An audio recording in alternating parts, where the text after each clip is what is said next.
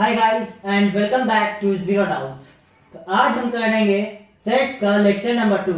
इससे पहले वाले फर्स्ट लेक्चर में हमने देखा था कि सेट्स क्या आते किससे हैं, सेट्स लिखते कैसे हैं, that is notation for sets. उसके बाद हमने देखा था कि सेट्स के नंबर ऑफ एलिमेंट्स कितने होते हैं, उसे क्या कहते हैं, दैट इज कार्डिनल नंबर्स हमने देख लिया था। और आज जो हम पढ़ेंगे वो है important symbols that are used in sets.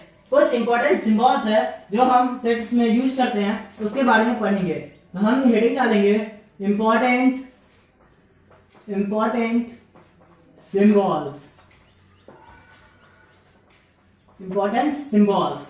Okay, इसमें जो हमारा पहला है वो है ये बिलोंग्स टू का। इसे हम कहते हैं बिलोंग्स टू। ये एक ग्रीक लेटर है, Greek letter called as epsilon।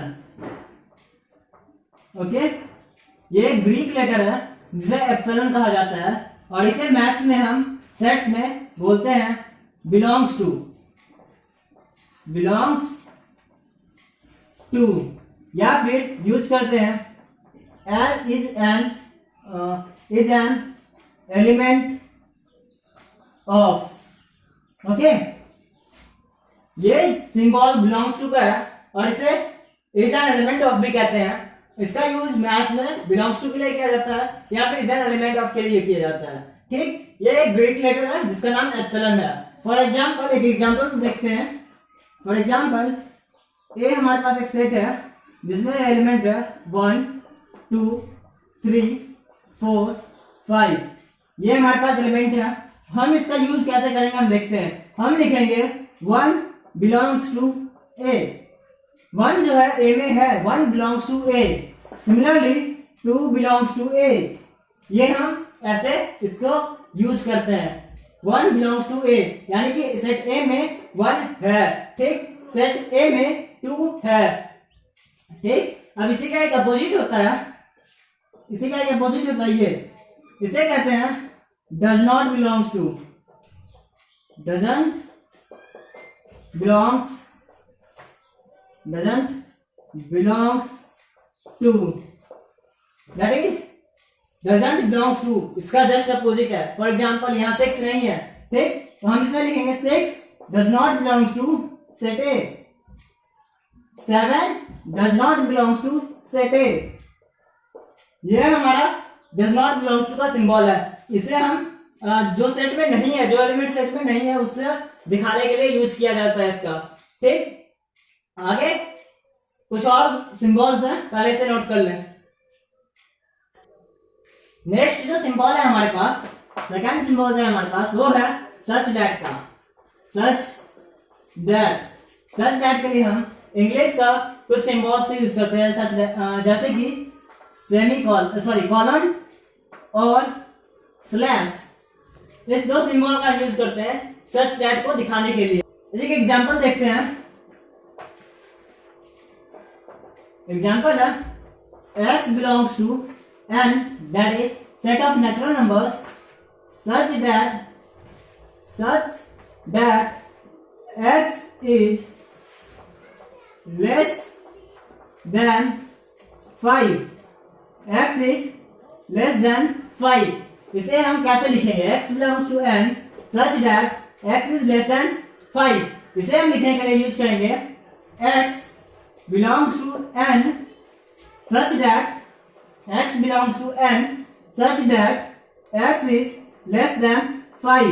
ये हमारा सेट है x belongs to n such that x is less than 5 और x belongs to n such that x is less than 5।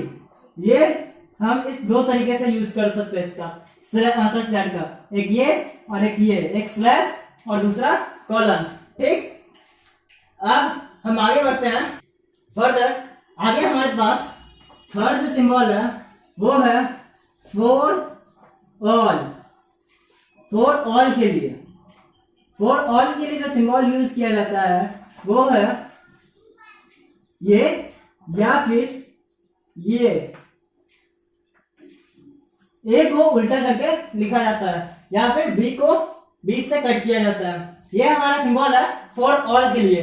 Okay, for example में दिया हुआ है for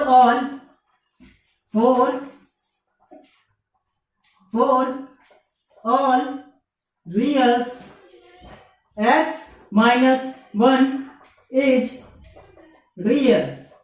okay, ये हमारे पास एक एग्जांपल है कि हर रियल नंबर के लिए x -1 जो होगा वो भी रियल नंबर होगा। ठीक, तो हम इसे जो लिखेंगे सेट के फॉर्म में वो होगा फॉर ऑल, इसे जो हम सिंबॉलिक लिखेंगे वो होगा for all x belongs to r, for all x belongs to r, x -1 belongs to r। ये हमारा फॉर ऑल का यूज है। Okay, for all x belongs to r, x -1 belongs to r, ये हमारा for all का use है। आगे जो सिंबल है हमारे पास वो है देयर एग्जिस्ट के लिए। फोर्थ सिंबल जो है हमारे पास वो है there exist. Okay, for all के बाद फोर्थ जो सिंबल है हमारा वो है देयर एग्जिस्ट। इसके लिए हम अपोजिट साइड ऑफ ई यानी कि mirror image of E that is उल्टा ई का हम यूज करते हैं। इस सिंबल को हम कहते हैं देयर एग्जिस्ट। ओके, अब हम इसका एक एग्जांपल देखते हैं। अब हमारे पास एक एग्जांपल है जैसे if y is equal to x -2।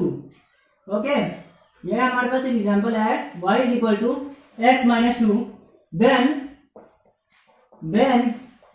There exist then between 1 and 3 there exists a real such that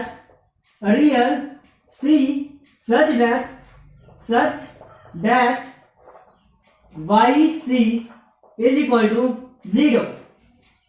ये जो है हमारे पास एक एग्जांपल है if y is equal to x -2, अगर y is equal to x -2 है then between 1 and 3, तो 1 और 3 के बीच में there exists a real c, वहां पे एक रियल नंबर c एग्जिस्ट करता है such that yc is equal to 0, such that y में अगर हम x का वैल्यू 0 c डालेंगे तो वो 0 होगा। ओके, तो इसे हम सिंबॉलिकली कैसे लिखेंगे? सिंबॉलिकली इसे लिखने के लिए हम लिखते हैं for y is equal to x -2 there exists a real c belongs to r such that yc is equal to 0।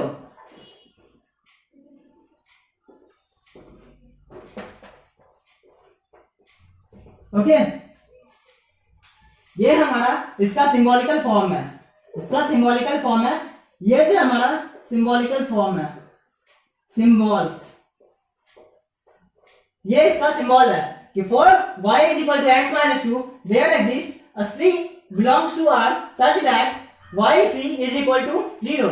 ठीक, यहां पे हमारा क्वेश्चन था कि y is equal to x -2 then between 1 and 3 there exists a real c such that yc is equal to 0।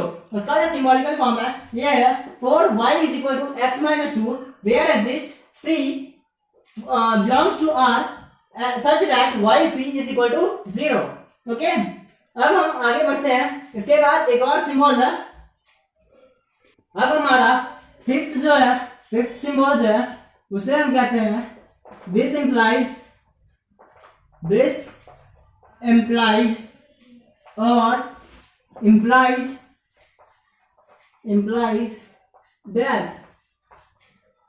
that। okay, this implies or implies that। Symbol जो है इसका वो है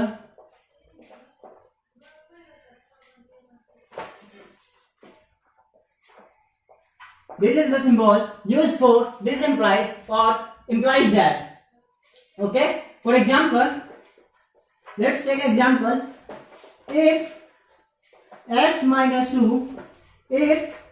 -2 is equal to 0 then x is equal to 2। हम इसे symbolically कैसे लिखेंगे? इसे हम लिखते हैं if x minus 2 is equal to 0, this implies x is equal to 2। Okay, if x minus 2 is equal to 0 implies that x is equal to 2। यह हमारा implies, this implies का एक एग्जाम्पल है। अब हम आगे देखेंगे, इसी का नेक्स्ट पार्ट है, इसी का एक पार्ट है, समझिए। इसे समझना काफी इंपॉर्टेंट है, तो सेकंड पार्ट आपको समझ में खुद से आ जाएगा, implies and implied by। Okay, अब जो हमारा नेक्स्ट है 6, वो है implies and implied by। Okay, implies and implied by। इसके लिए हम एक और वर्ड यूज करते हैं, if and only if। ठीक, implied and implied by का जो सिंबल है, ये है सिंबल, ये इसका सिंबल है। और इफ के लिए हम आई डबल एफ का, इफ एंड ओनली इफ के लिए हम आई डबल एफ का यूज करते हैं। अब हमें एक एग्जांपल देखते हैं। एक एग्जांपल है हमारे पास जो if x minus 2 is equal to 0, then x is equal to 2, and if x is equal to 2, then x minus 2 is equal to 0, x minus 2 is equal to 0। हमारे पास ये एग्जांपल है, if x minus 2 is equal to 0, then x is equal to 2, and if x is equal to 2, then x minus 2 is equal to 0। इसे हम symbolically लिखेंगे कैसे?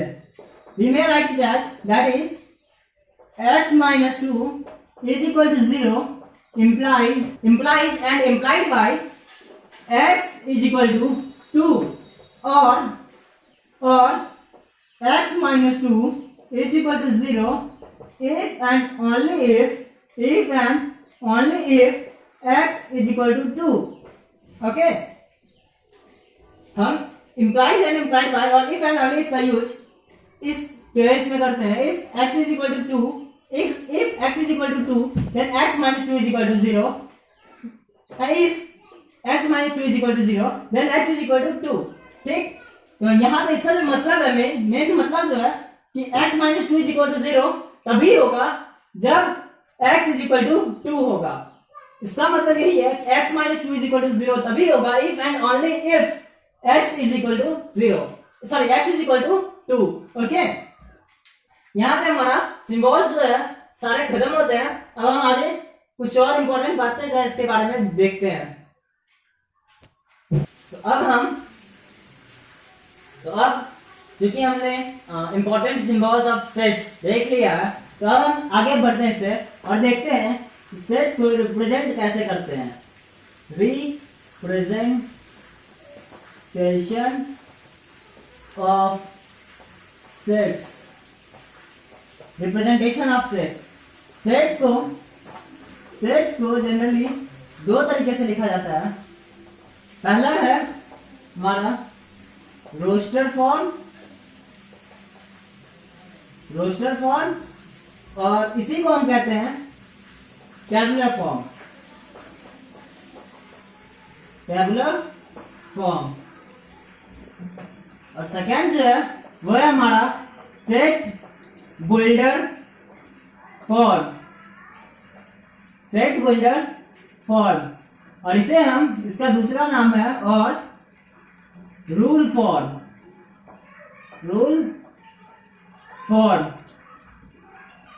Sets को दो तरीके से लिखा जाता है, पहला रोस्टर फॉर्म या टेबुलर फॉर्म, और दूसरा सेट बिल्डर फॉर्म या रूल फॉर्म। एक चीज नोट करेंगे, that most of the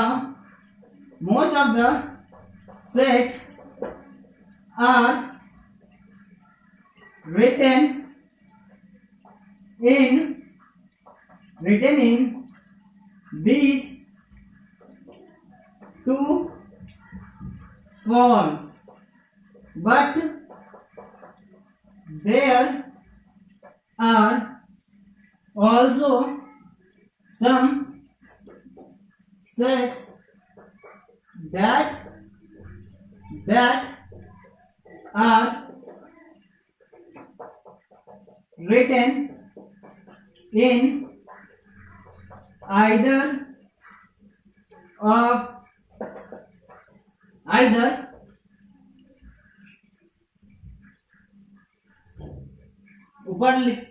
ऊपर मिटाते हैं, in either roster form or roster form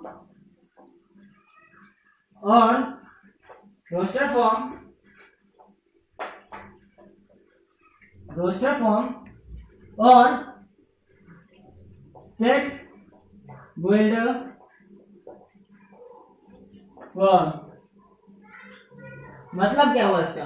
what does it mean? इसका मतलब कि हम ज्यादातर सेट्स को इन दोनों तरीके से लिख सकते हैं, या रोस्टर फॉर्म से या फिर सेट बिल्डर फॉर्म से। बट सम सेट्स, कुछ सेट्स ऐसा भी हैं जिसे हम या तो रोस्टर फॉर्म में लिखेंगे या फिर सेट बिल्डर फॉर्म में ही लिखेंगे। दोनों फॉर्म में नहीं लिख सकते। जो सेट बिल्डर फॉर्म में होगा वो रोस्टर फॉर्म में नहीं लिख सकते हैं, फिर जो रोस्टर फॉर्म में होगा वो हम सेट बिल्डर फॉर्म में नहीं लिख सकते हैं। अब हम इसका कुछ एग्जांपल्स देखते हैं क्यों हम कुछ सेट्स को रोस्टर फॉर्म में लिख सकते हैं और कुछ सेट्स को सेट बिल्डर फॉर्म में लिख सकते हैं, और कौन कौन से सेट को हम दोनों के तरीके से लिख सकते हैं। अब हम देखते हैं कि रोस्टर फॉर्म और सेट बिल्डर फॉर्म यानी टेबुलर फॉर्म और रूल फॉर्म में क्या डिफरेंस है। तो हम पहला है रोस्टर फॉर्म, सेकंड जो है set builder form, set builder. Roster form का जो मेन प्रॉपर्टी है वो ये है elements are listed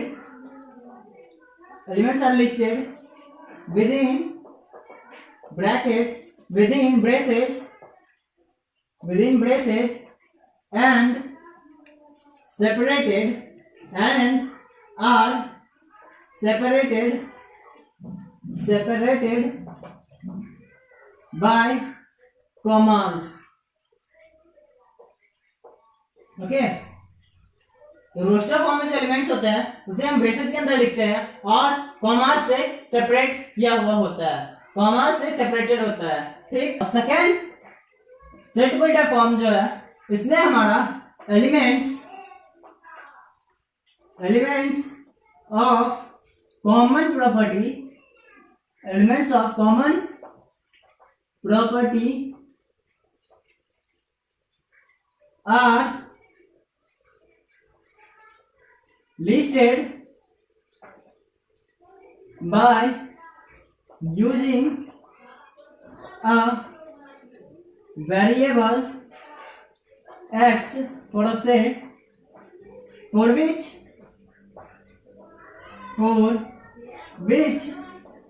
px holds ये कैपिटल भी होगा, px holds true,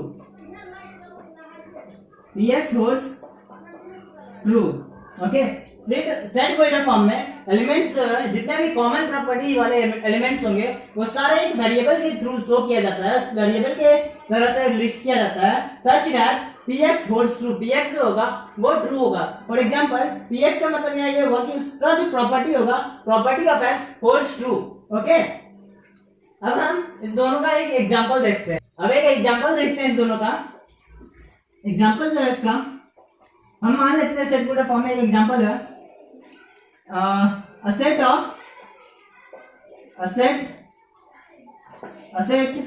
V of vowels, okay, a set V of vowels। इसमें जो हम लिखेंगे ये होगा V is equal to X such that X is a vowel। ये एक एग्जांपल है कि a set of V of vowels, एक सेट है V of vowels, vowels का एक सेट है V, इसे हम सेट बिल्डर फॉर्म में लिखेंगे V is equal to X such that X is a vowel, okay. और इसे ही हम अगर रोस्टर फॉर्म में लिखे same example a set of vowels, a set V of vowels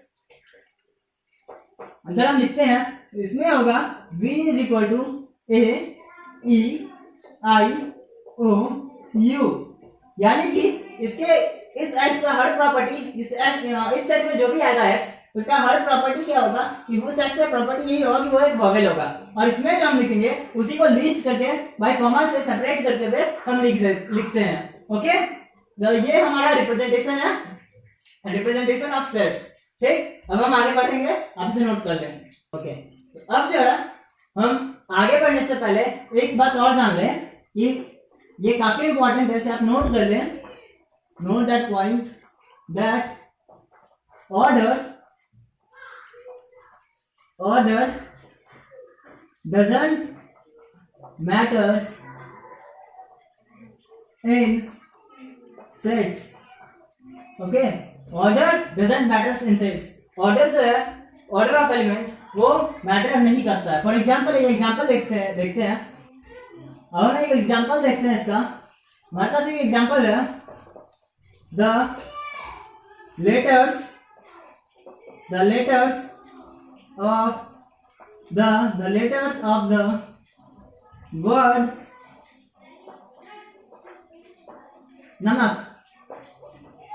नमक वर्ड का लेटर्स का सेट बनाना है हमें। ठीक, तो इसका हम एक सेट बिल्डर फॉर्म में लिखते हैं। सबसे पहले सेट बिल्डर फॉर्म में कैसे होगा? सेट बिल्डर फॉर्म में होगा A is equal to X such that X is a letter of the word namak. Okay, A is equal to x such that x is a letter of the word namak.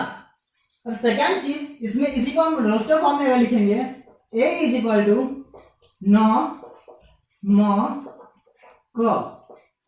Okay, यही हमारा no को मो इसके भी बराबर है। इसका मतलब इसका ऑर्डर जो है नौ मो को, ऐसा जरूरी नहीं कि हमें ऐसा ही लिखना है। हम नौ को मो भी लिख सकते हैं, या फिर पहले को फिर नौ फिर मो ऐसे करके भी लिख सकते हैं। एक चीज और जो इसमें इंपॉर्टेंट है कि elements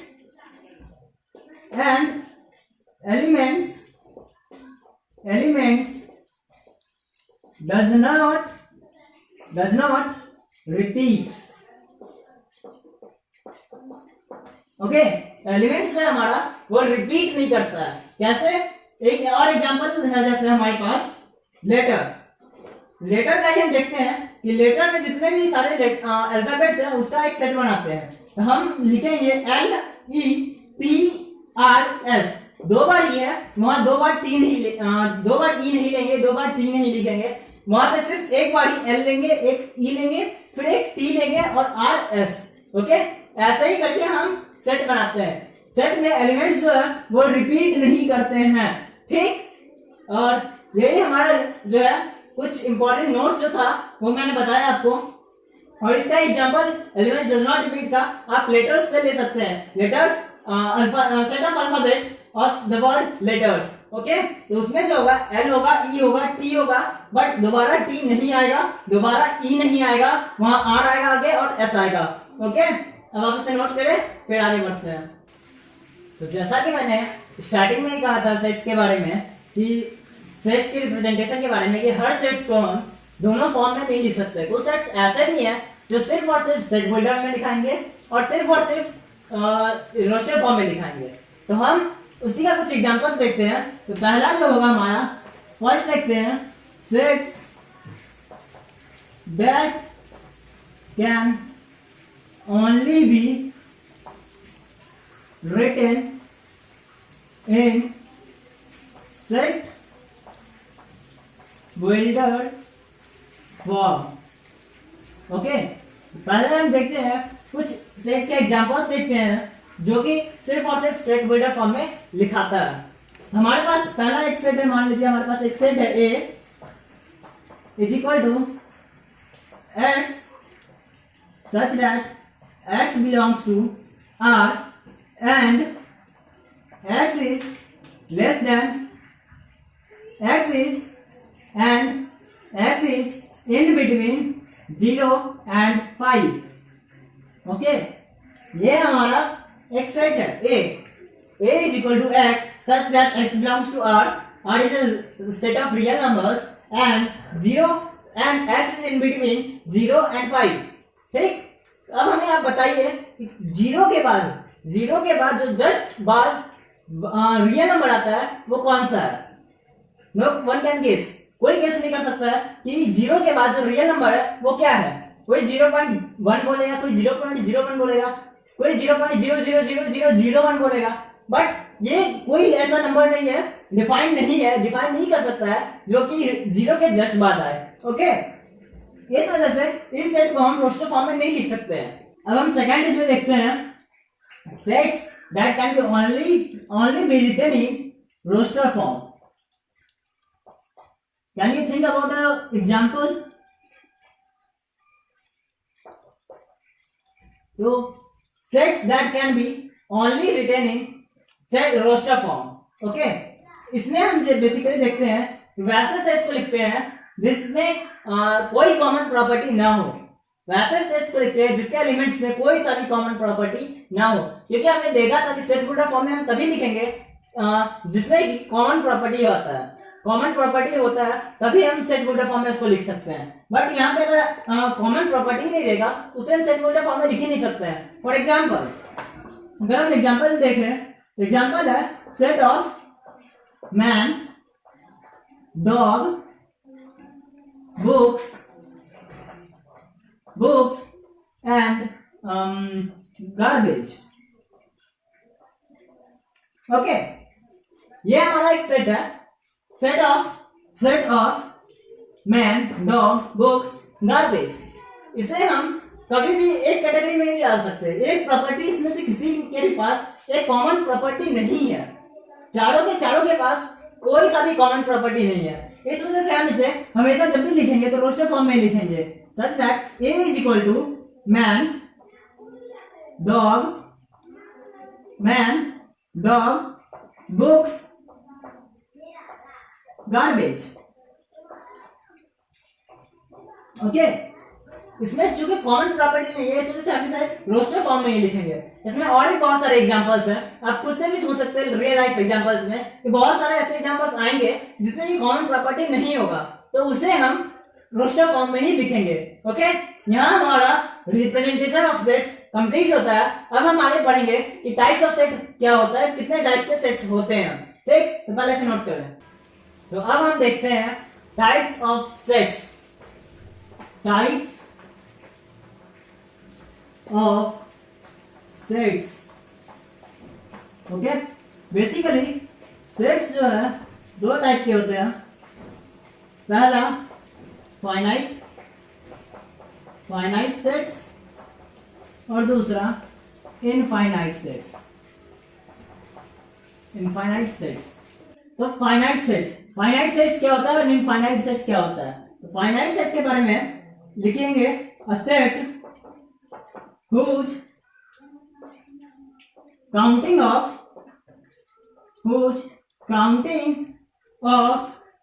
elements come to an end. For infinite sets, a set whose counting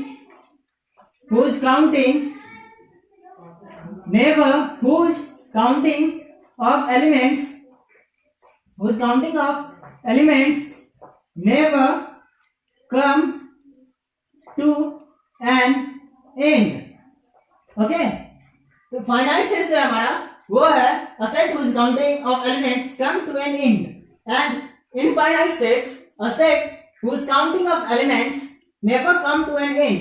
इसका मतलब फाइनाइट सेट्स वैसे सेट्स हैं जिसके एलिमेंट्स को अगर हम काउंटिंग करना शुरू करें तो वो काउंटिंग जो है कहीं ना कहीं जाकर खत्म हो जाएगा।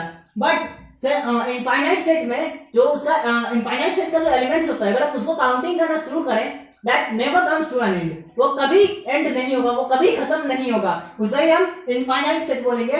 और जो जिसका नंबर ऑफ जिसका काउंटिंग ऑफ एलिमेंट्स अगर खत्म हो जाए, कम टू एन एंड हो जाए, तो उसे हम फाइनाइट सेट्स बोलेंगे। तो अब हम देखते हैं एक फाइनाइट सेट और एक इनफाइनाइट सेट। इसमें हम देखते हैं कि काफी जगह इसे काउंटेबल